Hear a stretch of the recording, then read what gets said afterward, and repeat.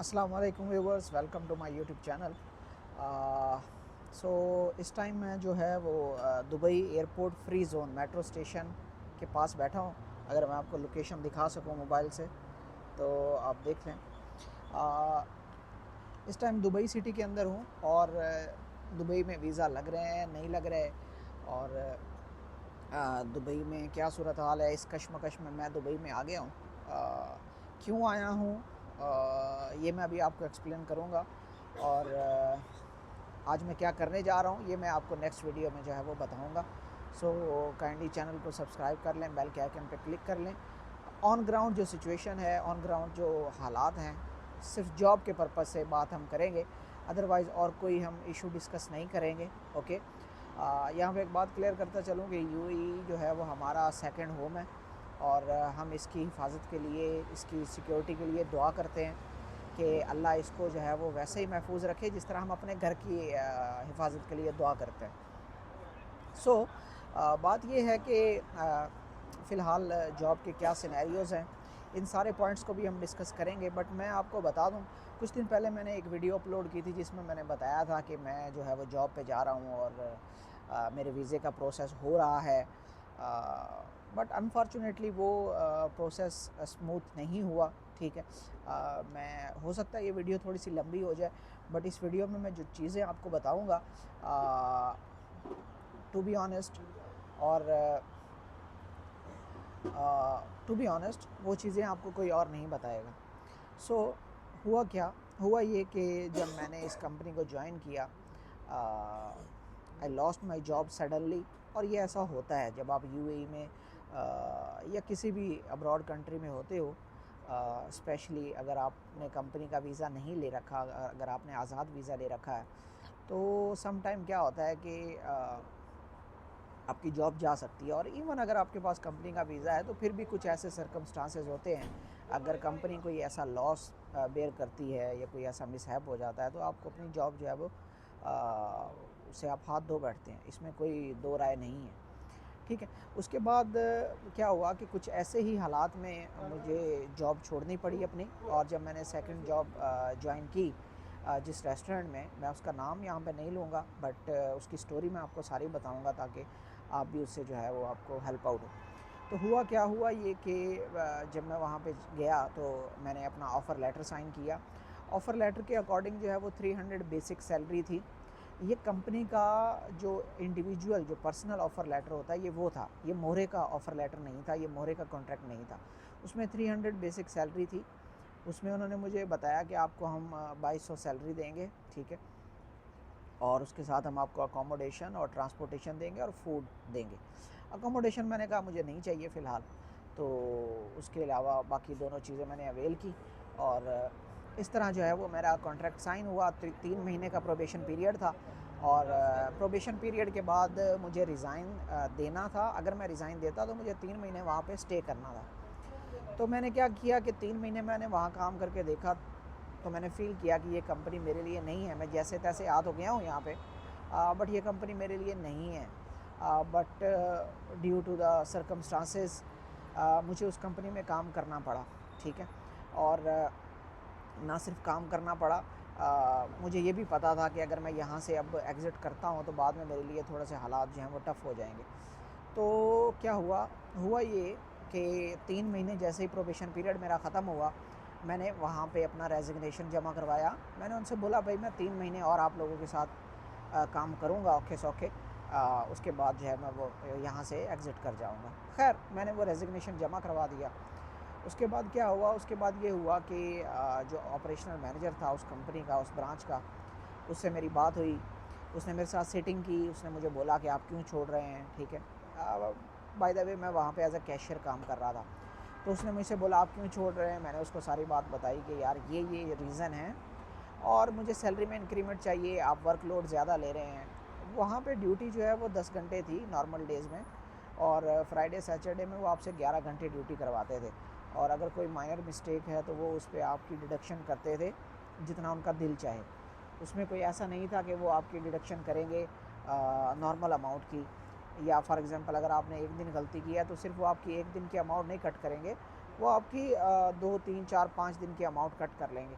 तो ये सारी जो है वो इर्रेगुलरिटीज़ थी यहाँ वहाँ पे, जो मैंने आपको नोट डाउन करवाई। और इसके अलावा भी बहुत सारी चीज़ें थी, एक मेंटल स्ट्रेस था, एक मेंटल प्रेशर था, ठीक है, और बहुत सारी और चीज़ें जो मैं यहाँ पे अभी शायद वो ज़रूरी नहीं है इसलिए नहीं बता रहा, बट मैं आपको बताऊँगा वो सारी चीज़ें जिससे आपको हेल्प आउट होगा अगर आप यूएई के अंदर आने का सोच रहे हैं या आप यहाँ पे आ गए हैं और जॉब फाइंड आउट कर रहे हैं। तो क्या हुआ, जब कंपनी से मेरी बात हो गई, मैंने उनको कहा कि आप मेरी सैलरी इंक्रीज़ कर दें। उन्होंने बोला कि नहीं, हम आपकी सैलरी इंक्रीज़ नहीं कर सकते।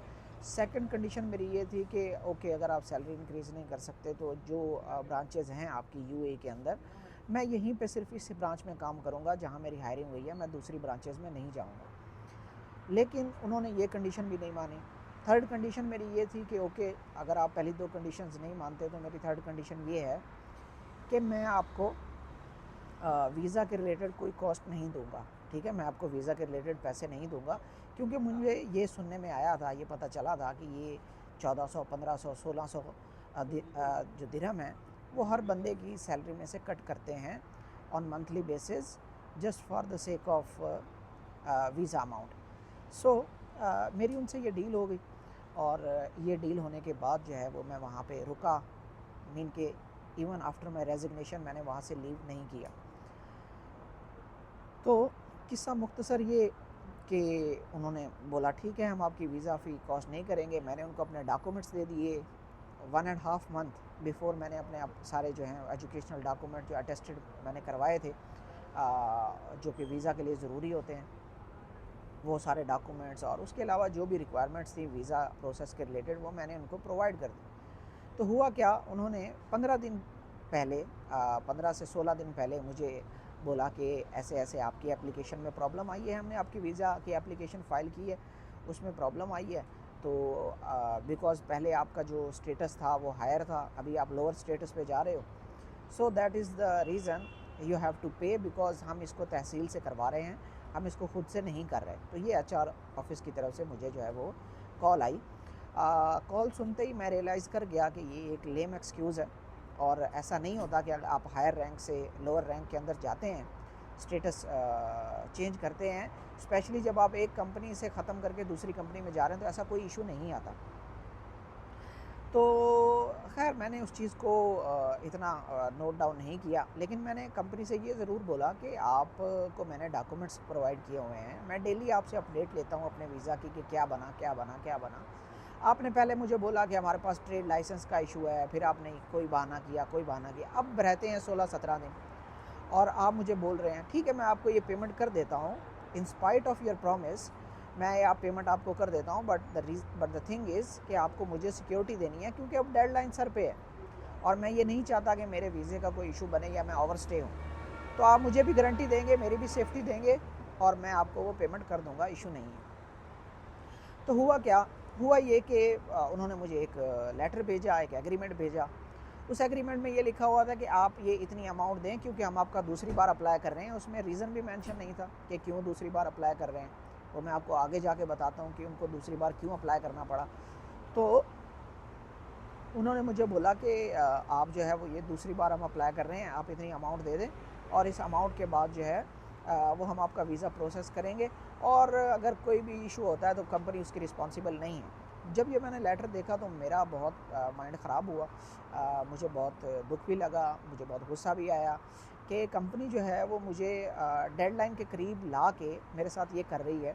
3 महीने का मेरा ग्रेस पीरियड था आफ्टर माई कैंसिलेशन, उन्होंने मेरा वो 3 मंथ्स वेस्ट किए और उसके बाद उन्होंने मुझसे सम सॉर्ट ऑफ ब्लैकमेलिंग के थ्रू पैसे लेना चाहे, और फिर पैसे लेने के साथ वो मुझे ये भी कह रहे हैं कि कंपनी रिस्पॉन्सिबल नहीं होगी। So I leave my work immediately, और नेक्स्ट डे जो है वो मैं अपने जो एचआर ऑफिस है वहाँ गया, और मैंने वहाँ पे जाते ही उससे पहले जो है वो हमारा ऑपरेशनल मैनेजर, उसकी कॉल आ गई थी।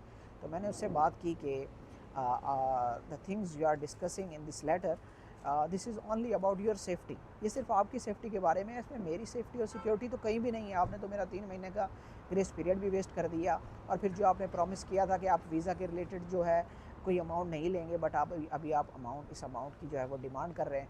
तो इस सब प्रोसेस में उन्होंने कहा कि ठीक है, आपकी जो भी रिक्वायरमेंट्स हैं आप वो बता दें। पहले तो वो नहीं मान रहे थे, पहले उन्होंने मुझे बोला कि आप बस जो कह रहे हैं वो भैया वैसे ही करेंगे हम। लेकिन मैंने कहा कि मेरा ट्रस्ट जो है वो एक बार लॉस हो गया, तो अभी मैं जो है वो नहीं मानूंगा अगर जब तक आप मुझे रिटर्न फॉर्म में नहीं देंगे कुछ भी। तो उन्होंने कहा ठीक है, हम आपको रिटर्न फॉर्म में देते हैं। तो उन्होंने मुझे रिटर्न फॉर्म में दिया कुछ ऐसा जो कि 50-50 था, 50% उनके हक में था, 50% मेरे हक में था। इट मीन्स कि समहाउ मेरी उसमें सेफ्टी थी। तो कंपनी जो है, अल्लाह माफ़ करे, ऐसा नहीं कहना चाहिए क्योंकि मैंने वहाँ पे काम किया है, मैंने वहाँ का रिस्क खाया है। लेकिन जो इरेगुलरिटीज़ मैंने वहाँ पे देखी, मैं इमेजिन नहीं कर सकता था कि मैं इस तरह की प्रॉब्लम वहाँ पे फेस करूँगा। तो उन्होंने क्या किया, उन्होंने एक इस सब के मेरे पास एविडेंसेस भी हैं, जो मैं बातें आपको बता रहा हूँ बिकॉज़ ये मैं वीडियो अपलोड करूँगा ऑब्वियसली यूट्यूब पे, ये वीडियो उन तक भी जाएगी। और अगर वो इस सारी स्टेटमेंट को अगर चैलेंज करते हैं कोर्ट में या कहीं भी, तो मेरे पास सारे एविडेंसेस हैं, सॉफ्ट फॉर्म में, हार्ड फॉर्म में, तो मैं ये प्रोड्यूस कर सकता हूँ। मुझे इस चीज़ का इशू नहीं है। तो मैं आपके सामने जो चीज़ें बता रहा हूँ ये 100% सही है। ये कोई स्टोरी, कोई फेक स्टोरी नहीं है जस्ट फॉर द कंटेंट। हाँ, बट ये एक स्टोरी, एक रियल स्टोरी है जो कि जस्ट फॉर द इंफॉर्मेशन है, for the sake of awareness है। सो क्या हुआ कि उन्होंने मेरी बात मानी, मुझे रिटर्न एग्रीमेंट दिया। उसके बाद क्या हुआ कि जब उन्होंने सेकंड टाइम मोहरे में एप्लीकेशन डाली मेरे वीज़ा के लिए, तो जो प्रोसेस उन्होंने स्टार्ट किया, उस मोहरे के कॉन्ट्रैक्ट में उन्होंने जो मेरी अकोमोडेशन और ट्रांसपोर्टेशन थी उसको रिमूव कर दिया और जस्ट सैलरी लिखी। और वो ये चाह रहे थे कि बिकॉज़ मेरी डेडलाइन करीब है, मेरा टाइम ख़त्म होने वाला है और या शायद मैं देखूँगा नहीं, तो जैसे भी है उनके माइंड में ये था कि ये साइन कर देगा और बाद में हम इसको तंग करेंगे, because they were giving fine without solid reason. और वो बहुत ही ज़्यादा हाई अमाउंट ऑफ फ़ाइन दे रहे थे। उनको पता था कि ये बंदा जो है नेक्स्ट टाइम फ़ाइन हमें नहीं देगा, तो जब ये फ़ाइन नहीं देगा तो हम इसको कहेंगे कि अकोमोडेशन से निकल जाओ, क्योंकि आपके मोहरे में तो अकोमोडेशन है ही नहीं। तो मुझे अनफॉर्चुनेटली ना चाहते हुए अकोमोडेशन छोड़ना पड़ती है, और मैं उस सैलरी के अंदर अगर अपनी अकोमोडेशन में रहता तो उससे अच्छा यही है कि फिर मैं अपनी कंट्री चला जाऊँ। तो ये सारी एक शॉर्ट सी स्टोरी थी। स्टोरी यहाँ पे ख़त्म नहीं हुई वैसे।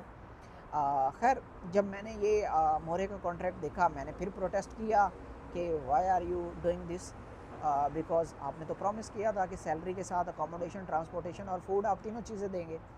तो इस पे उन्होंने कहा कि जी ये गलती हो गई है और ये वो हो गया है और ये हो गया है। तो मतलब जैसे आप समझते हैं, जैसे जब किसी चोर की चोरी पकड़ी जाती है तो वो हीले बहाने बनाता है, ठीक। तो ऐसे हुआ इस प्रोसेस में। एट द एंड क्या हुआ, मैंने उनको बोला कि आप मेरा पासपोर्ट दे दें, जितना टाइम मेरा आपने वेस्ट करना था कर लिया, मैं अब आपके साथ एक दिन भी काम नहीं करूँगा। तो यहाँ भी उन्होंने मेरे साथ जो एक अनलॉफुल, अनएथिकल चीज़ थी वो की। उन्होंने मेरी सेटलमेंट जो थी, जो मेरी 6 दिन की सैलरी बनती थी, वो उन्होंने मुझे नहीं दी। बट द अदर थिंग्स, जो पासपोर्ट है, जो कैंसिलेशन है, जो प्री अप्रूवल था मोहरे का, वो मुझे मिल गया, ठीक है। और इसके अलावा बाकी जो भी मेरा उनके साथ मामला थे, जो कैश का हैंड ओवर था और बाकी सारी चीज़ें थी, वो मैंने उनको दे दी। और उस दिन उन्होंने मुझे तकरीबन 7 से 8 घंटे ऑफ़िस में वेट करवाया, 6 से 7 घंटे, जिसका रिकॉर्ड वीडियो में मेरे पास मौजूद है। जब मैं वहाँ पे ऑफ़िस में था तो मैं वीडियोस बनाता रहा थोड़े थोड़े इंटरवल के बाद, ताकि ये मेरे पास प्रूफ रहे। और आई विल सी कि मैं उनके साथ क्या करूँगा बाद में। फ़िलहाल जो है वो ये एक शॉर्ट सी स्टोरी थी अबाउट माय प्रीवियस जॉब। और बिकॉज़ अब वो जॉब नहीं है और मेरे वीज़ा में 10 से 15 दिन रहते हैं, इसको मैं यही मान के चल रहा हूँ। अभी हम इसको देखेंगे कि इसमें हम क्या कर सकते हैं, क्या चीज़ें हैं जिनको हम रिज़ॉल्व कर सकते हैं। और आई विल ट्राई कि मैं जो है वो, मेरा कुछ प्लान है जो मैं आप लोगों के साथ अगली वीडियो में शेयर करूँगा कि अभी मैं जो है वो क्या स्ट्रेटजी होगी मेरी और मैं किस तरह से इन सारी चीज़ों को लेके आगे चलूँगा। Obviously it's not a good situation, but never lose hope. और जिसका कोई नहीं होता उसका अल्लाह होता है। God is always with you, so don't worry, be smile. ये मेरा फंडा रहा है लाइफ का। सो ये सारी स्टोरी बताने का मकसद ये था कि काइंडली जब भी आप इस तरह किसी अब्रॉड कंट्री में आते हैं, तो जो आपका कॉन्ट्रैक्ट होता है, जो मोहरे का कॉन्ट्रैक्ट होता है, ख़ास तौर पे मिनिस्ट्री ऑफ ह्यूमन रिसोर्स का, उसको आप गौर से पढ़ा करें। उसके अंदर जो आपको फैसिलिटीज़ या सैलरीज़ बोली गई हैं, क्या वो उसमें मेंशन है या नहीं। काइंडली अगर आपको खुद नहीं पता तो आप किसी से पढ़ा लें। किसी को रीड आउट करवा लें, ताकि आप किसी भी स्कैम से जो है वो बच जाए। ठीक है, तो अपना ख्याल रखिए, मिलते हैं नेक्स्ट वीडियो में, तब तक के लिए थैंक यू। और हाँ, चैनल को सब्सक्राइब करना मत भूलिएगा। चैनल को सब्सक्राइब करेंगे तो उसके बाद आप जो है वो नेक्स्ट जो सीरीज़ ऑफ वीडियोज़ है वो आप मिस नहीं करेंगे। तो उसका नोटिफिकेशन आपको आएगा, बेल का आइकन जब आप क्लिक करेंगे तो आप देखेंगे कि फ़र्दर जो है वो इस प्रोसेस में मेरे साथ क्या क्या होगा और क्या क्या होने जा रहा है। ठीक है, थैंक यू।